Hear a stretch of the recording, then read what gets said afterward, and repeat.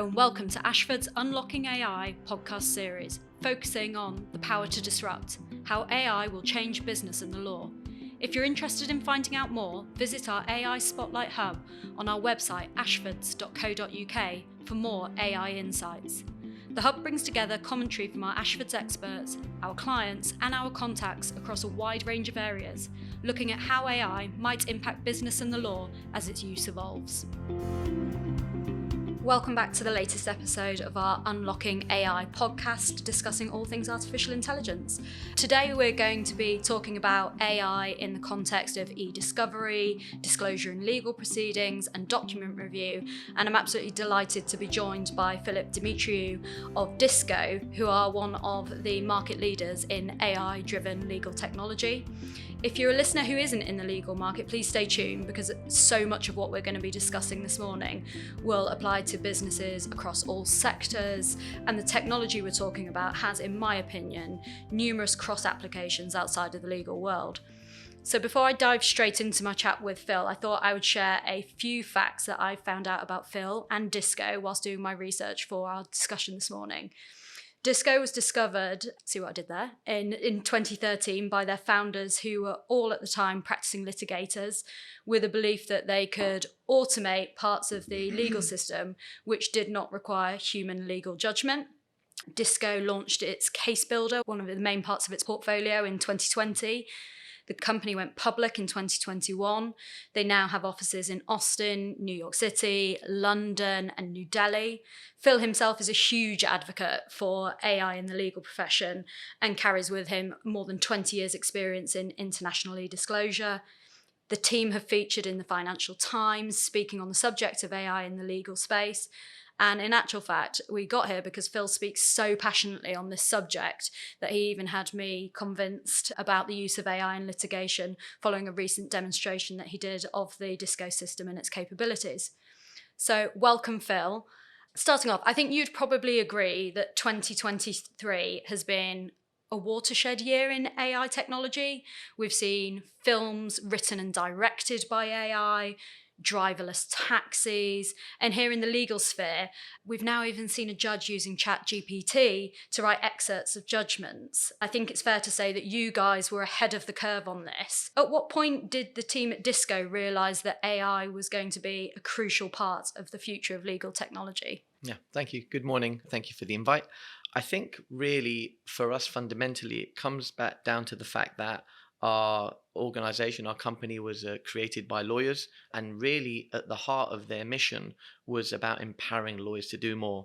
And A, the step to the cloud, and then B, the use of AI within our technology, I think really was the driving factor there. I mean, we've really, I think, allowed our clients to use AI because of the ease of adoption. And what I mean by that is AI isn't some mystifying, complex tool that it takes years to train to use. We've built software that allows it to be intuitively used within the platform, and then you're able to cross-check, cross-reference, ensure that everything you're doing with regards to the use of AI is fully defensible. So I think that's really crucial. Yeah, absolutely. I'm imagining that during the early days of adoption of AI by Disco, certainly my own experience is that lawyers and law firms met AI with a degree of skepticism, hesitation. We all think that we're indispensable. You're bringing in a function which is essentially saying that we can do what you previously did quicker, more accurately. When do you think the shift started from lawyers and law firms being really hesitant to adopt AI to actually embracing it? Okay, I mean, again, I think there are a number of factors there. The ease of adoption that I referenced, I think was very crucial in mystifying the science behind everything. But I think also a number of other factors. The sophistication of end clients. So now what you're finding is the end clients of law firms are very much aware of these types of technologies. And they're, in a way, reliant on their law firms using those to get better outcomes for them. So that's certainly one aspect I think that's very crucial. We've also seen aspects and changes within the law itself, the acceptance by the courts to rely on AI as long as a very defensible approach is shown. I think the power of AI to ensure that learnings aren't lost. And I can talk more about that later on with regards to the application of building algorithms that could be relied on further down the line on other projects and so on. But I think really the driving factor were end clients and acceptance by the courts, acceptance by the other parties as well. So we saw in recent years, predominantly due to COVID, a massive acceleration in the use of technology generally by law firms. Something which we always expected to come, but probably in a number of years' time, happened overnight because we had no option. And just in terms of using technology generally, the use of things like Microsoft Teams rather than in-person meetings and so on and so forth, larger firms were able to adapt to that way of working far easier than some of the smaller firms. With the evolution of the use of AI, certainly in litigation and in legal practice generally, do you think that some smaller firms are going to struggle to respond to this evolution in the same way that perhaps they did with just the use of technology generally? Let me just break that down into two sections. So let's talk about the experiences we all had during COVID.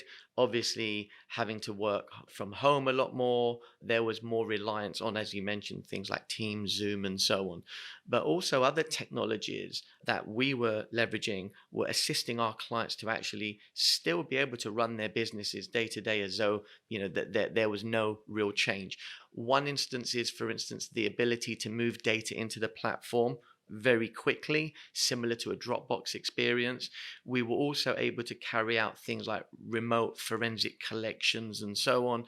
And as you mentioned, obviously, with regards to courts and so forth, the business of day-to-day courts did continue. Zoom, trial presentation software and so on. And who cannot recall the cat filter incident as well? Favorite YouTube video in a long time. God knows how many views that's had. But, I think in part, the actual ability to build software that's easy to use, that's leveraging cloud and so on, did play into the adoption and use of technology, certainly with regards to the law firm clients and corporates that we use. Definitely.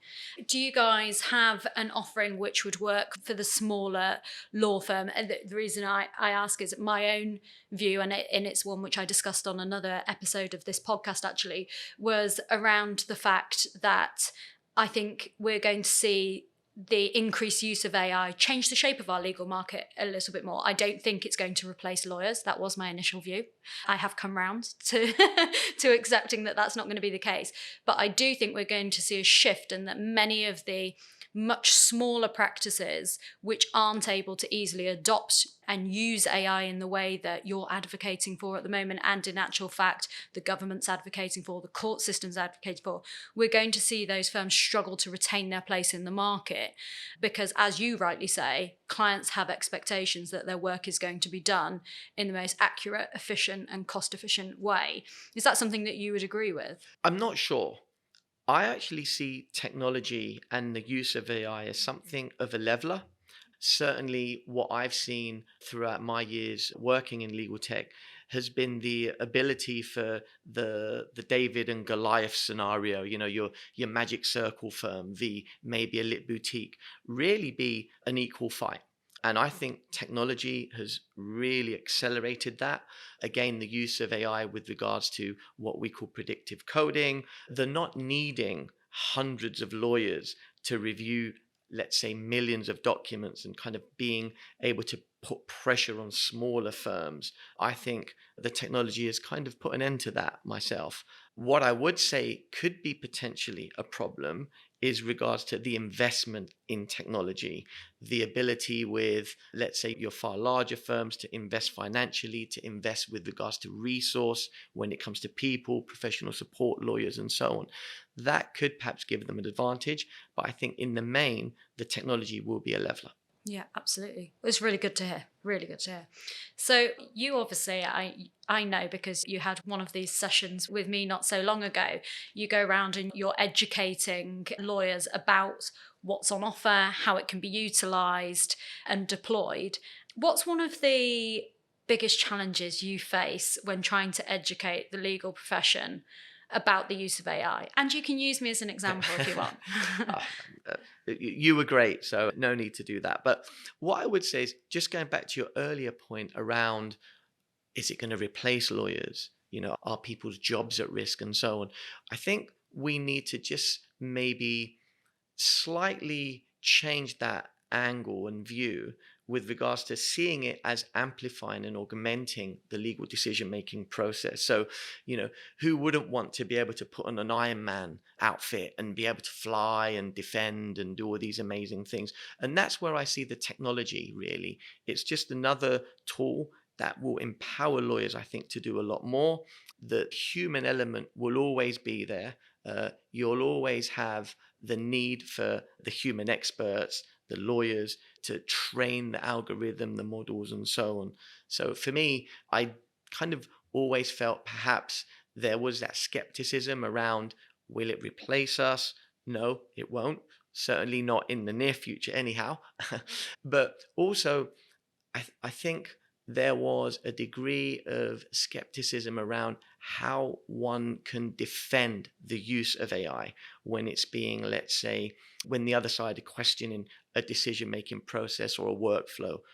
Again, what you see now within the technology are metrics that can really quite clearly define the methodology, the logic behind that, the efficiencies that the AI is really introducing into the process and so on. Definitely. And I think that's probably one of, and I probably speak for a number of litigators, our biggest hesitation has been around, at the end of the day, when we do a huge disclosure exercise, we have to sign off a bit of paper that goes before the court to say, we and our client have done this properly.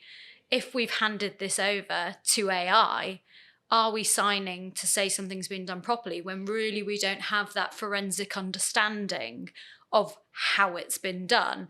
But I think what you're saying to me is actually behind the scenes, whilst it's doing its thing, it is collating the data which will allow us to provide that confirmation. Is that right? Yeah, I mean, exactly that. And look, let's be clear, the AI isn't doing the work of lawyers.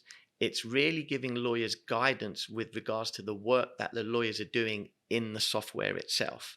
I mean, we've got case law, so we've got a couple of cases here. So one was Pyro, the other was Brown v. BCA Trading, where this approach has been accepted by the courts.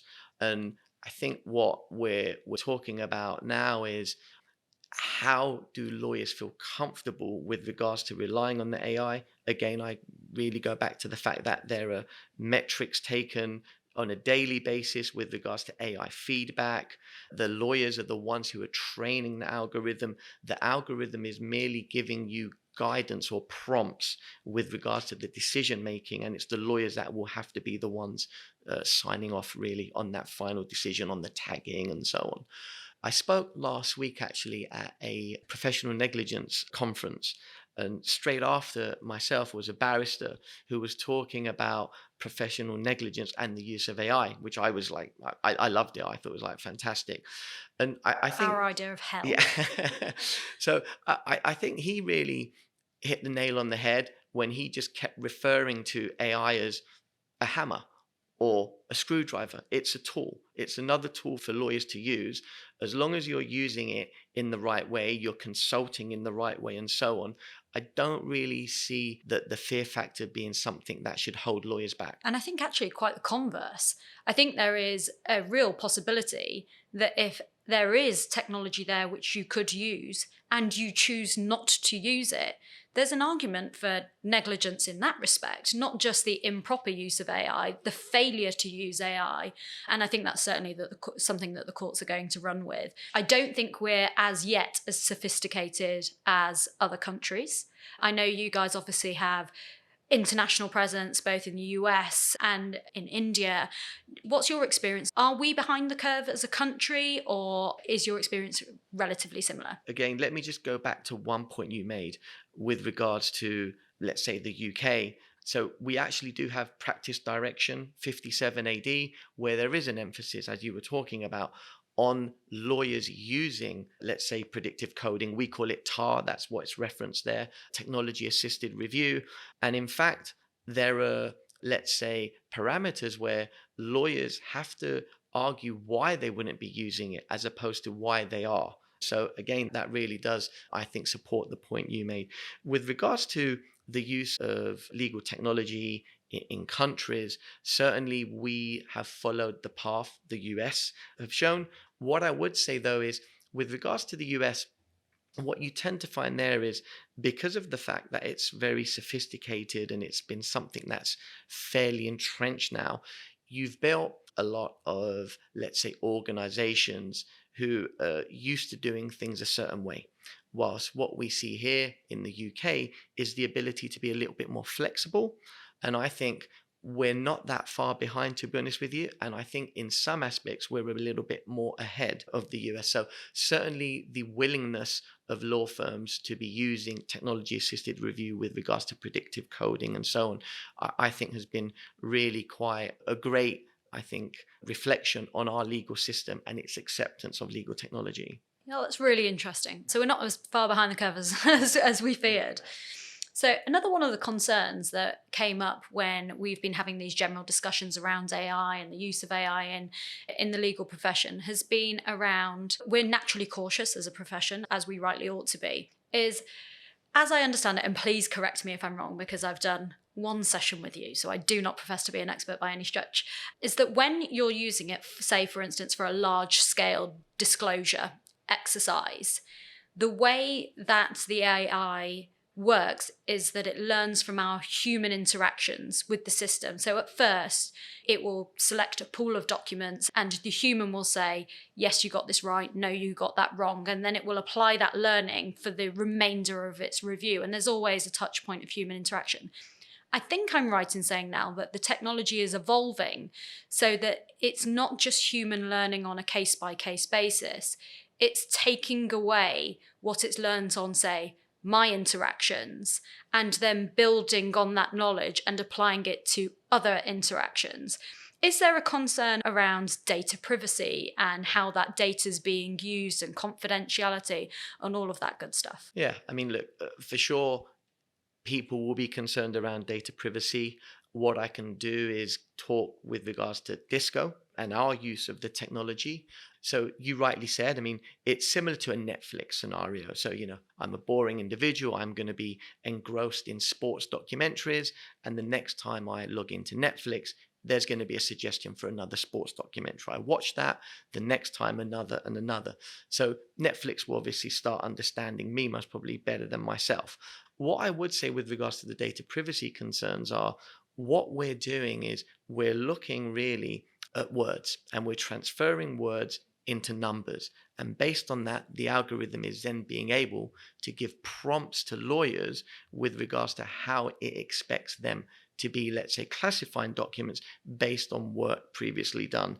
No data is being pushed to the cloud, so client documents aren't being leveraged here to assist a wider AI algorithm and so forth. So I think with data privacy concerns, because of the fact that we've locked down that within our platform, those tend to not be something that are stopping lawyers from leveraging the technology. Yeah, absolutely. I think it's probably a lack of education on our side, is that we naturally fear the worst, plan for the worst. And yeah, it certainly is a hesitation around some lawyers' willingness to engage with AI, but that's really comforting to know. So where are we at in the UK? We talked a lot about kind of how we got here. I know from our previous discussions that we are only exploring the tip of the iceberg at the moment. There are so many places for AI and legal technology to go. I strongly suspect that you guys at Disco have a good idea of where you'd like to see it go next. Are you happy to talk a little bit around what's next? So let me talk about where we are at the moment. So Disco is an AI-driven platform with regards to when we're leveraging it in review, and we're leveraging what we commonly know as predictive coding. We also have other tools across Matter AI, which is the ability to build algorithms that could be, let's say, used then on similar matters, or giving you indications with regards to how you would code a document based on previous decision making. We're now moving perhaps into the realm of generative AI, and we're actually, I think, maybe at the forefront of that. So a few weeks back, we actually launched our AI Global Roadshow, where we were announcing the release of Cecilia, which is our equivalent of, let's say, an Alexa. So numerous skills that Cecilia will have to offer: the ability to create timelines, the ability to have Q&A, so a chatbot experience over your data set, and then the ability to actually auto tag documents based on a tagging description that the lawyer places into the platform. So that's where we're really seeing the future with regards to AI. And yeah, it's a really exciting time. And is that taking what we've got now, which is brilliant, I've seen it in action, and almost using Cecilia to become almost like a project manager function within the platform? Yeah, I think that's a really good description, to be honest with you. Similar to a project manager as such, but also someone who you can ask questions of and will give you answers based just on the data itself. So Cecilia's not going out to the web. She's only going to be answering questions on the data that she has in front of her. I think when you showed it to me and I was like, okay, well, let's ask Cecilia. And this was a data set which had thousands and thousands and thousands of documents. And I think I asked it, Cecilia, is there an email from Joe Blogs to John Smith? And the response time was unbelievably quick. So I think it's going to, make absolutely massive difference. Yeah. I've talked a lot now, because being a litigator myself, I've talked about the use of AI and the Disco platform in the disclosure process and the review of disclosure. I know that there are other applications outside of disclosure. Who else are you seeing in the legal profession using the platform, and for what? We are a legal technology company at heart, so we have numerous offerings. We work very closely with corporates as well, so we assist corporates with regards to legal request, legal hold. We've also got other tools, and you mentioned one of them, Case Builder, and then our flagship is the e-discovery tool. With regards to e-discovery, it's not just being used by your litigators. Obviously, we're seeing it being used with regards to fraud, so investigations and things like that, regulatory exercises. And we're also seeing it being used in DSAR work as well. So, people would always think that these types of tools are being used when there are really large documents, right? A large corpus, for instance. But we're seeing it being used for, let's say, documents in the hundreds or the thousands. And what we're seeing now is our clients being able to leverage the learnings from one to another with regards to DSAR work. And before they even start any analysis, they're able to apply the algorithm that they've built across numerous DSARs and see fundamentally what that will look like with regards to the DSAR that they have at hand. So I think that's one aspect we're seeing it. And just on DSARs, obviously, some of our clients come to us and ask us to help them with the DSARs, and we will utilise technology such as Disco to assist us in doing that. Do you also work with in-house legal? If we have big clients and actually there are some things they just don't need, there are external law firms to assist with. I'm assuming that it's something that our clients and their in-house team can readily access also. Yeah, for sure. So that's most probably the largest growth area for us, is our relationship now with corporate. We very much started with law firms. I think a lot of that was driven by our co-founders who were lawyers, but now we're really starting to see the corporates really see legal tech as something that is really fundamental to their ability to function. And yeah, I would say this year's seen a huge growth in our relationship with corporate sector. That doesn't necessarily mean that, there's a poorer relationship with law firm. I think what you'll find is working with corporate and law firm will actually benefit all parties with regards to leveraging technology to improve outcomes and efficiencies. Definitely. There can never be a replacement for the external law Never, firm. never. So, final question for you, $1 million question. 5 years' time, where do you think we're going to be? How do you think, as a profession, beyond just the e-disclosure platforms, how do you think we're going to be utilising AI? If we're sat here in 5 years' time having this conversation, what do you think we'd be talking about? I think the auto tagging aspect that we're introducing with regards to Cecilia will certainly be a factor. I think what you're going to see is most probably the applications really trying to drive efficiencies in the practice of law. And what do I mean by that?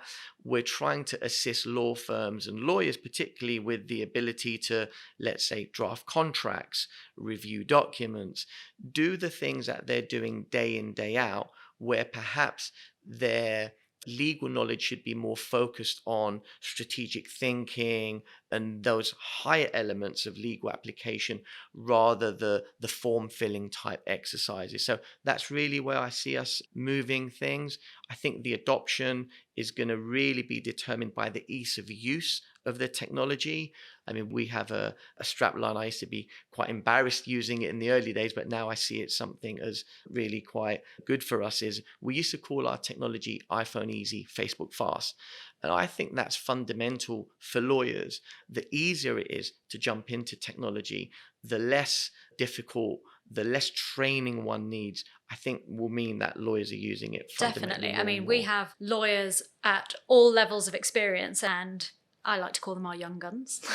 They have no issue adapting to the legal technology. But actually, where a lot of the expert knowledge sits is in the generation priors, and we are not necessarily as technologically able as those who've come since. So I think it's crucially important to have that ease of use.